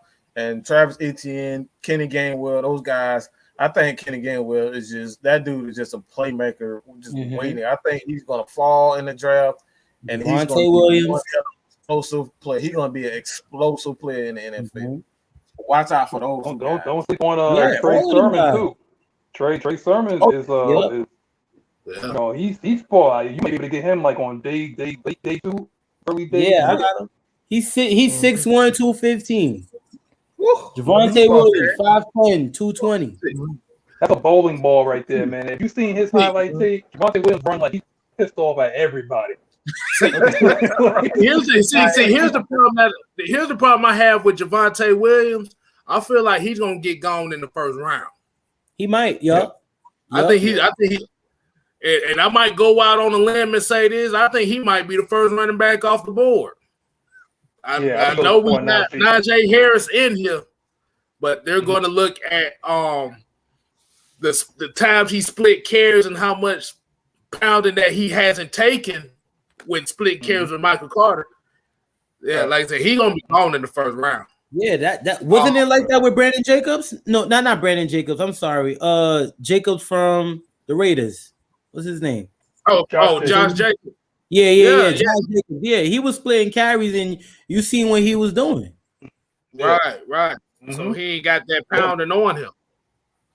Now, I'm about to say, go ahead. I just wanted to make that point right quick. I was going to say, whoever got it. I didn't want to make that point right quick. Yeah, this you, Rich. Come on, man. Are we still going with it, huh? Yeah. I got one for you to think about. I think this one, me and Rich was kind of like a little at odds about. We wasn't arguing though, but I told you I like this guy. This is the only guy I saw on tape that was able to handle. What's his name? Derek Brown from Auburn. Mm-hmm. Oh yes. Yeah. You know, I love me some Deontay Brown, that left guard from Alabama, 355 pounds of man. Yeah. That dude moves people, man. Yeah, I got something for you. You gotta get ugly face when you see that dude move people, man. I got something for you. Birthday boy. I got something for you. I like the Brown kid. Like, you know what I'm saying? He a big dude, big guy. But from what I've seen in the Reese's Bowl, they ran to his side and he was at that left guard position. And for me, plays that I seen when I was watching him, I ain't really see him move anybody like that. Like, you gotta understand, he's a big guy, you know, just straight up force. But when you talking about what Arthur Smith, what we gonna do, talking about wide zone, you know, inside zone, we needed an athletic lineman to move guys, to move vertically, horizontal, you know, east and west. That's one thing Matt Hennessy was really good at. Just to bring him up, but to come at you, right? I got a little rebuttal for you. This kid, Taven Jenkins from Oklahoma. Jesus Christ! He's a fucking dog. He's an ass kicker. He's an ass kicker. That's what he is. That's what you want is a bully. You know what I mean? So it's just like, you know, that's one lineman I do like. Yeah, but he plays tackle, so. Are you saying that you're not sold on McGarry? He could play both. He could play both. You got Trey Smith. Okay. Trey Smith is a guard from Tennessee. You know, 6'6", 330. You know, these and that's a guard. That's a guard. You know what I mean? And most of these guys, most of these linemen, they have experience playing offensive guard and tackle. So you're gonna see a lot of those guys. And we also know this during this draft, 48 hours. The draft always go left, where it's like you see all these linemen going first round. You're like, what the fuck? Yeah. Like, who this? Yeah. Like Chris Lindstrom was the big one. We didn't know we were gonna get Chris Lindstrom, bro. And someone could possibly drop. Yeah, you're absolutely right about that. I got something for y'all right quick. Y'all ready for this? Now, you talked about Tevin Jenkins. Now, when people see Tevin Jenkins, they're going to see this guy. He looks like a dork. He looks lame as hell. But when he gets on that field, I've literally seen this dude throw motherfuckers into the stands. That's how nasty this dude is. Film don't lie. Talk to him. It don't lie. Like I said, he don't look like, but he look like he will do your taxes for you. What you call it? A Bruce Banner. He's a dork. Yo, that dude like Napoleon Dynamite. Like I said, Dynamite, bro. Look. He looks like Napoleon Dynamite. But like I said, when he gets in them hashes, boy, if you're not good on your feet, you're gonna end up in student section. Something happened to him when he put that helmet on, bro. You know, it's just something about those guys when they put that eyeglass on and they put that helmet on. And like I said, if Tevin Jenkins would have fell in the second round, and like I said, I like Javon Holland, but if Tevin Jenkins fall in the second round, I would take him right there. If Greg Rousseau, I would take Tef J because we need the nasty on the line. We need nasty. We got one guy like that. We need it everywhere. Like I said, the two guys tackles I look at, like I said, Penny Sewell, we know we ain't finna get him. Like I said, Tevin Jenkins and Ben Cleveland are the two guys that I'm looking at. These are two, like I said, these are two guys I'm looking at because we need offensive linemen that if they're in a pile, they're gonna punch somebody in the gut or irate somebody. We need Ric Flairs on the damn offensive line. That's what we need. What was the name of those guys? Like we had some guys on that right side, that nasty side. It was Tyson Claybo and Harvey Dahl. Harvey Dahl, man. Those dudes on that side, we need guys like that. Yeah. Yes.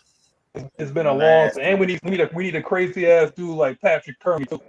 I miss that guy too. Right. Patrick Curry, old crazy ass. I'm excited to see what we really do with this offensive line. Seriously, like left guard position, and we know we're gonna see Matt Hennessy at center. So those are big shoes these guys are gonna be filling. So I'm really excited to see that. I wouldn't be surprised if everything is up for grabs, bro. Like every last position on that offensive line is just up for grabs. Like right tackle, I'd be scared of that right now because the way Gano played against Joey Bosa, he totally just erased him out the game. Bro, like your position ain't set just because you was picked in the first round. Like Gano could start at right tackle, and then we could draft a left guard. But best players going to play. Have somebody might be there too. Elijah Vera Tucker could be there at 35. Mm-hmm. You know, he's Lance Dickerson. Too. Ooh, center guard. Lance Dickerson. Now I really think he's going first round, bro. Who? Vera Tucker? The Dickerson. I think he's going first round. You still got Creed. You got Creed Humphrey from Oklahoma. If you want somebody to try to push Hennessy and play center, like he's steady. Like Creed Humphrey is somebody that you might need to bulk him up a little bit, but he a pro. He's a 4-year starter. You know what I'm saying? I don't know what I'm going to get from Hennessy. He played okay against Kansas City, but that's one of the questions on our line. It's like the biggest question mark will be, I think, at center, right now, because I really don't know what I'm going to get, from Hennessy over the course of, the course of a season and whatnot. And you talk about filling shoes from, Alex Mack. I don't know right now on that one. So if I see Landon Dickerson there at maybe 35 or maybe even a little bit later, maybe in the third round, I may have to jump on that, before I jump, and then probably take Trey Sermon day 3. I'm excited to see Lindstrom announce the second pick. Yeah, for some reason, I think it's definitely got to be a running back. For me, it just screams running back in second round, man, and that's why I got a guy like ETN just sitting right there because we got to establish that run. Whether we draft a quarterback or not with the first pick or in the first round, man, to establish that run. If we're going to draft a quarterback or the Falcons are going to get the most out of a Matt Ryan, a running back is essential because, like I said, we don't want to get into, and this is something that he stated during the season, during his press conference, is that we're not just going to be, we're not just going to play one style. We're going to play physical, but from game to game, we're going to switch our game plan up, and this is why I have a guy like ETN being taken at that position because we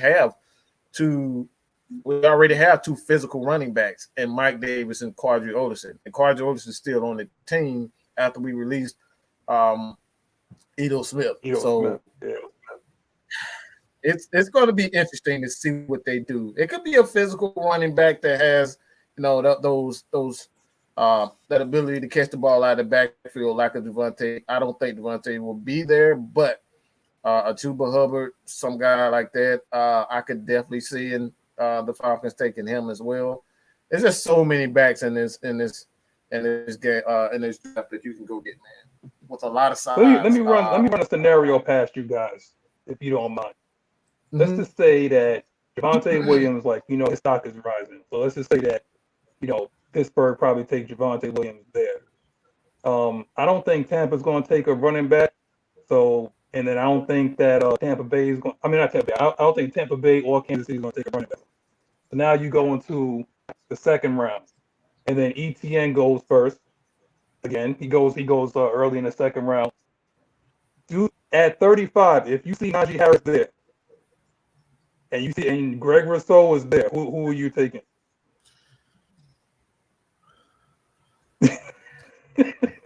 In a heartbeat, I'm taking Najee. I'm not taking him in the first round, but Najee can do it all. He can do it all, and that's why it's like the Falcons need a playmaker at the running back position. We don't have a guy that can take the, like we said before with Tevin Coleman. That's why Tevin Coleman was so good with this team, is because we had everything else sewn up.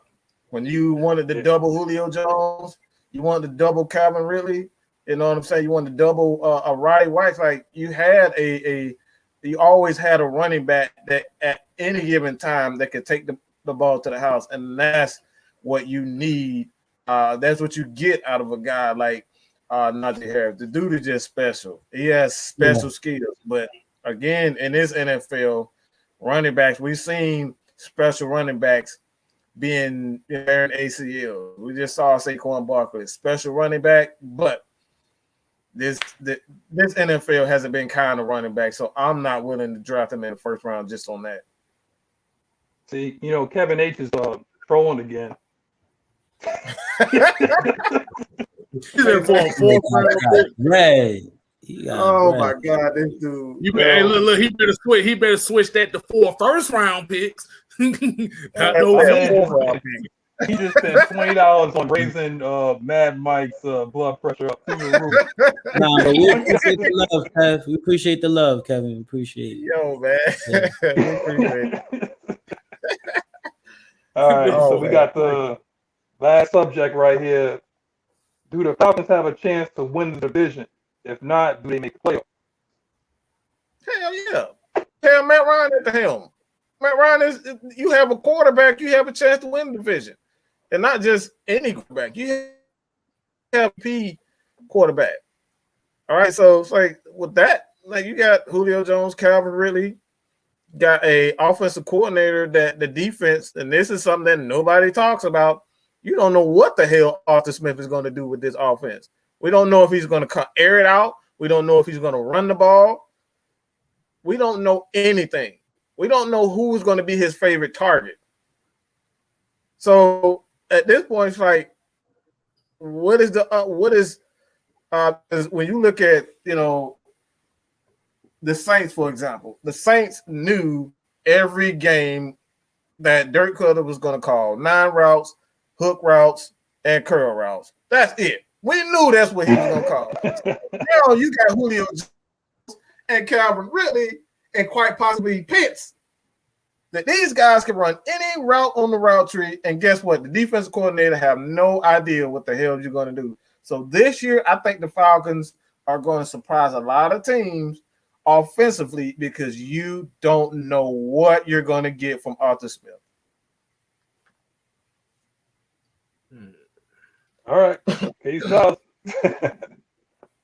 Can they win the division? Like the division can get won any year. The only thing that held the Falcons back last year, like I said, you lost 8 games by 6 points or less, which is one play was the determining factor between you winning and losing.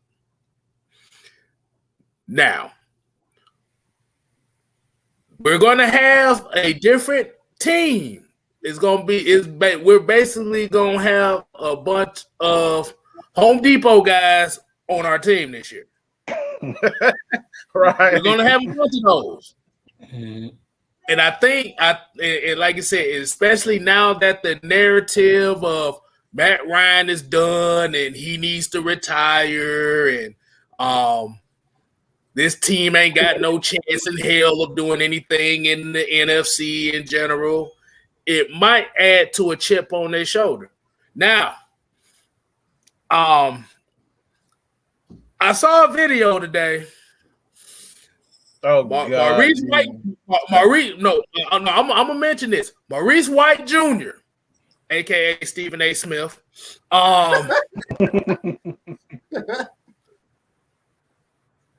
He done bashed this team all last year, and the thing is, a lot of those analysts. Wait, hold on. Let's get to this. God damn it, Kevin. Shit. For real. $25, man. No, 50 years. God damn it. For real. I see them going second in the division as long as Brady's still there. So for another 50 years or so.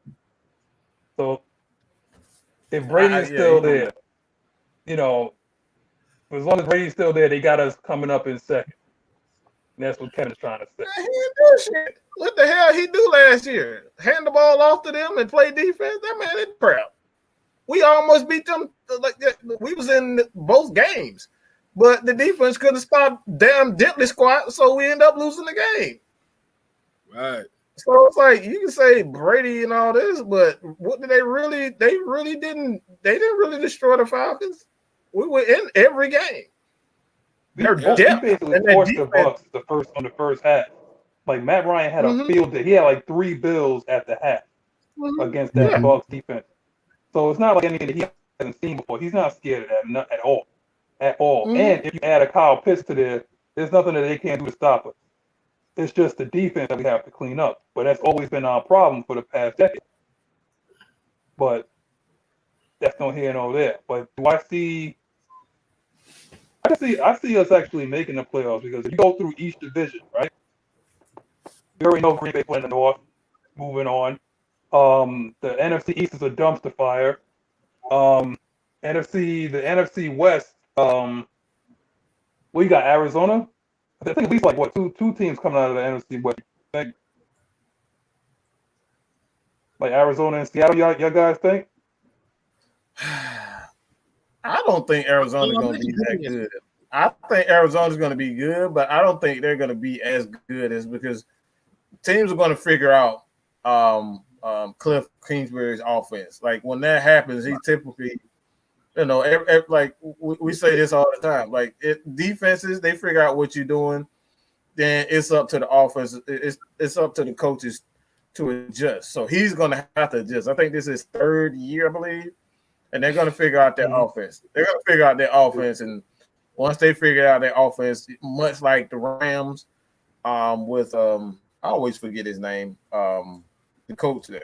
But I always forget his name. But McShay or something like that? In Arizona.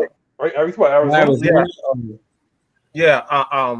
Much like the Rams coach. Cliff Kingsbury. Yeah. Once they figure out, it's always that, that moment of just. I don't think Arizona is going to be as good. I still think the Niners are just they're just. I just don't believe in anything Kyle Shanahan does with a quarterback, and they're getting Bosa back. They're getting Bosa back, so we're going to see how that happens. So I don't think the 49ers are going to be good. I think you might have to really pay close attention to Seattle in that division, just based on that. All right. So I'm gonna get back to what I was saying, and Dave. I don't take anything Stephen A. Smith says seriously. It's just the funny fact that he changed his goddamn tune. It's funny as hell. Yeah. What I'm saying is, but I call him Maurice White Jr. for a reason. Like I said, that means I can't take shit he says serious. Over there, his hairline is about as long as a double Dutch jump rope. Oh, $20. Hold on. $20. Hold on, we got a 20. Bugging, man. What? My son threw out $50. Go back to work. Take care of y'all. Hey, we appreciate the love, man. Appreciate the love, man. Get back to work. Hey, go and make your money home. But like you said, can the Falcons win the division? Yes. Like you said, once they're able to take care of the intricate details as far as special teams, red zone efficiency. Remember, we had the fifth worst pass defense in NFL history last year. Mm-hmm. So you can't get no worse than that. Good luck with that, Dallas. Good luck with that, Dallas. You got our coach. But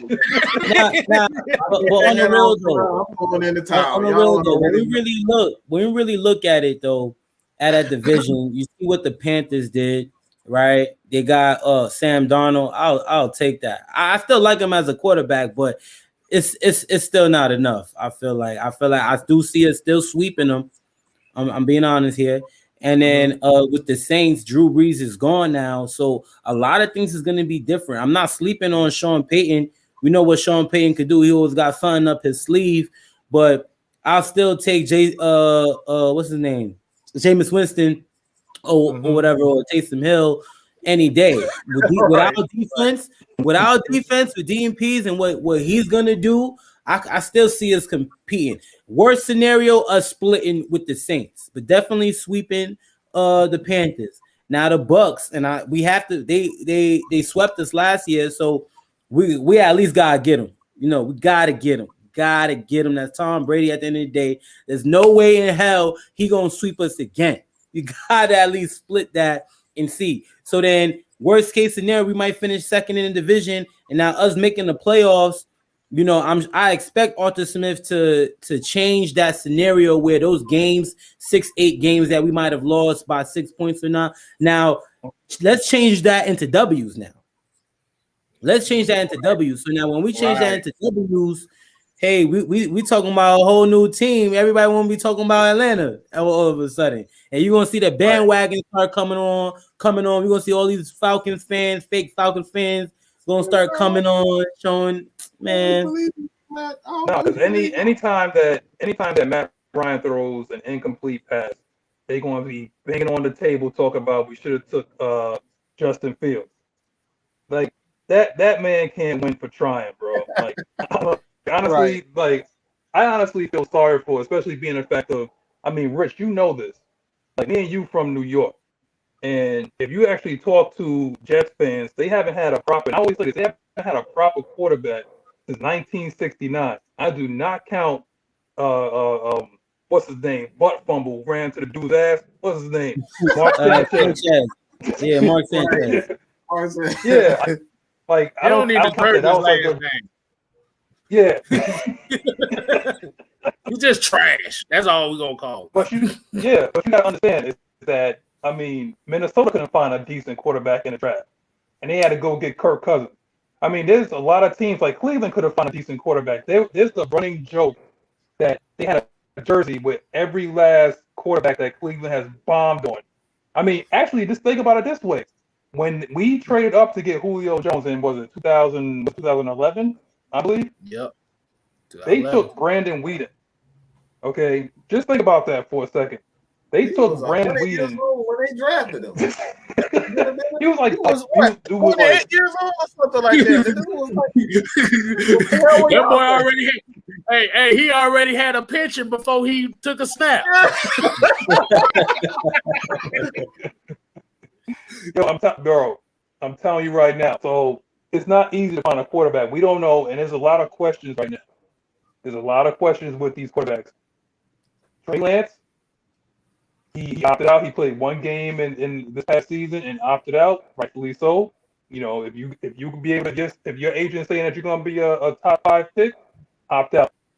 Justin Fields, he had his struggles. I don't like Ohio State quarterbacks for obvious reasons. Mac Jones ain't nothing but Matty Ice light, right?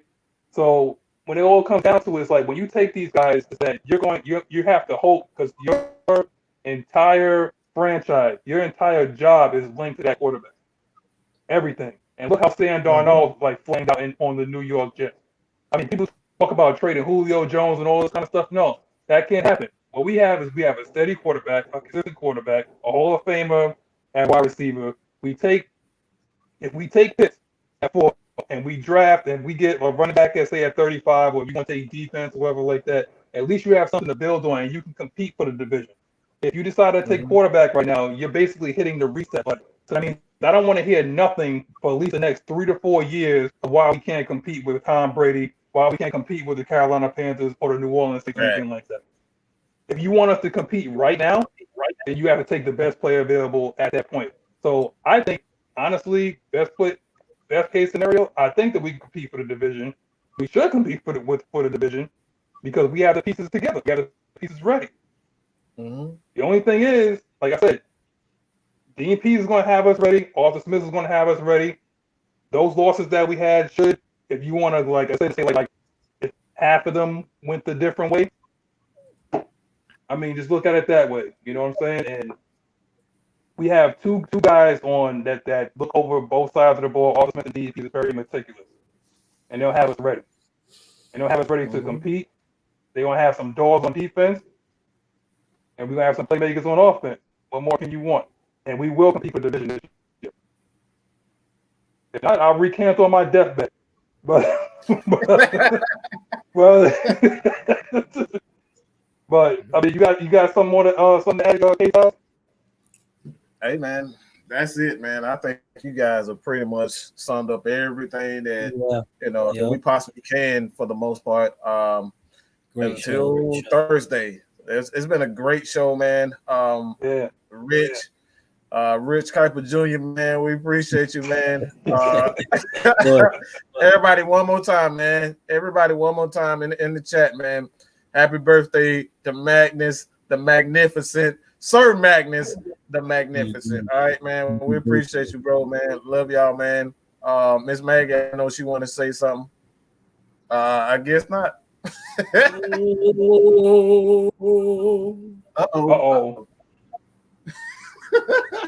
I'm telling you guys, y'all missed it. Y'all missed it earlier. Y'all came in too late, and y'all missed a serenade, and the DM's going off the hook.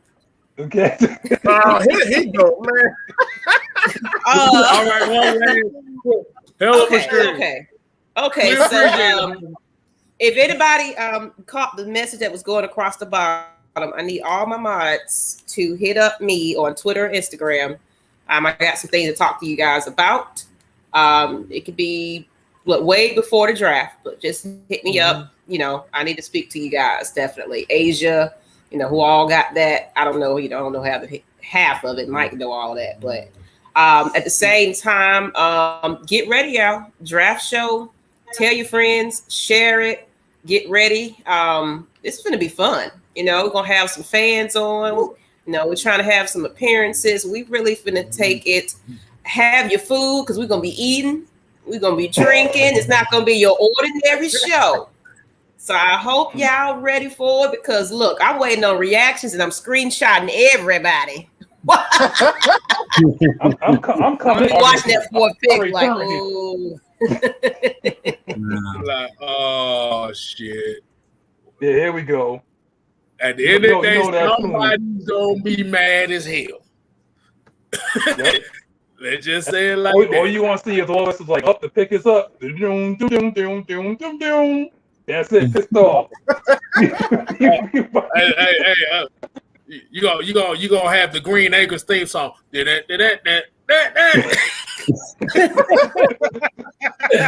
Nah, but on the real though, I just want to say one thing though. Like what Maggie was saying, draft night is gonna be a big night. I can't wait to see everybody that come in. We had over 150 people here on this live tonight.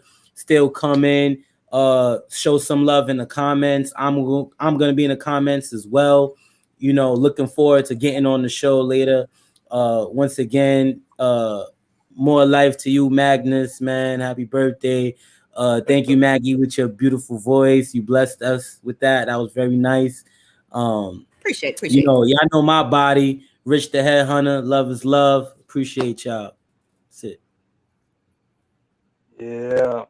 I'll put it like this. If I get up on the show, I'm already going to be pissed off. I already told you, I already turned heel. For all the wrestling fans out there, that means I'm a bad guy. I'm already coming in to start arguing with people. That's just what it's going to be. I mean, that's what it is. I already know that people are going to be talking about Fields at 4 and everything. But if anything, show up and show out. We want that energy. You know, we ain't gonna talk smack to you or whatever. I mean, if it's gonna be talking smack, it's gonna be like in good spirit, but you know, like yo, Kevin H, man, like this guy. I ain't gonna lie, he threw $100 tonight. That's no, seriously, we appreciate that though. That's just love, man. I'm trying to see what your profile look like. I don't know if you're a Falcon fan or what, but we appreciate you. That looks like Fred Warner on his profile. I don't give a damn what a fan he is. Like I said, he's a fan of us tonight. That's all that matters. Yeah. Come back on track. Just like I said, like I just appreciate you guys for coming out, you know, all 150 y'all, you know, chopping it up with us tonight. And we want you back. You know, we want you back on Thursday or every day. Subscribe to KSTYLZ, Mad Mike, Maggie T. I want to say I appreciate all the mods that come out and help us every time. Yo, Devon, hit me up on Instagram, bro. I see you, man. And that's it. Yo, we out. Hey.